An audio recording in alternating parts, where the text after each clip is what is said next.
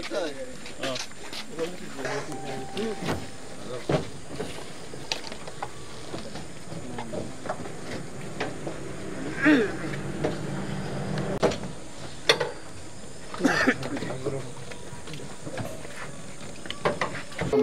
আমরা সেনাবাহিনীর পক্ষ থেকে যে ইউনিট টু সিভিল পাওয়ারের অপারেশন পরিচালনা করা হয় এর অংশ হিসাবে আজ আমরা লক্ষ্মীপুরের সদর আর্মি ক্যাম্প থেকে পালেরহাটে ইউনিয়নে আমরা দুটি অপারেশন পরিচালনা করি আনুমানিক রাত 9টায়।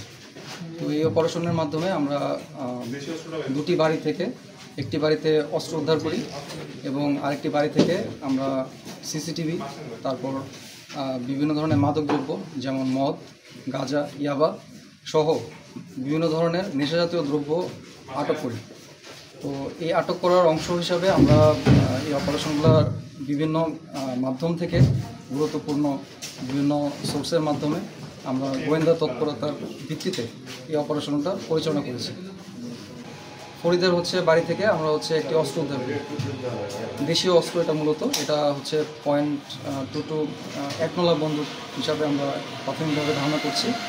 তো আমরা বর্তমানে তাদেরকে পুলিশের হাতে হস্তান্তর করেছি এবং যে আলামতগুলো ছিল সেগুলো পুলিশের কাছে হস্তান্তর করেছি। হ্যাঁ, এটা ফরিদের বাড়ি থেকেই পাওয়া গেছে অস্ত্রটা।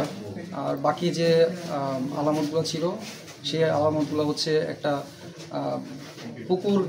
পুকুর ঘেঁষা একটা বাড়ি থেকে পেয়েছি। আমরা ধারণা করছি ওই বাড়িটা মূলত ওইখান থেকে যত ধরনের নেশাজাতীয় দ্রব্য বিক্রি এবং নেশাজাতীয় দ্রব্য সেবন এই কাজগুলো পরিচালনা করতো।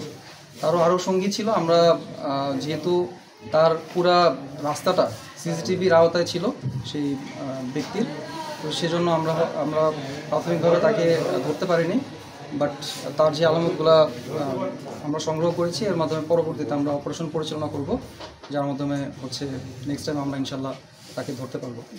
আমরা নিশ্চিত হয়েছি এটা গোয়েন্দা, আমাদের কিছু সোর্স আছে, সোর্সদের মাধ্যমে আমরা এটা নিশ্চিত হয়েছি যে এটা তারই অস্ত্র এবং তার বাড়ির থেকেই পাওয়া গেছে এটা অস্ত্র। আচ্ছা, সাথে কি কোনো নগদ টাকা উদ্ধার হয়েছিল? হ্যাঁ, নগদ আমরা কিছু টাকা পেয়েছি, 1 লাখ সামথিং টাকা আমরা এটাও উদ্ধার করেছি। টাকা আগেও তার নামে অনেক ধরনের মার্ডার মামলা এবং অস্ত্র মামলা আছে।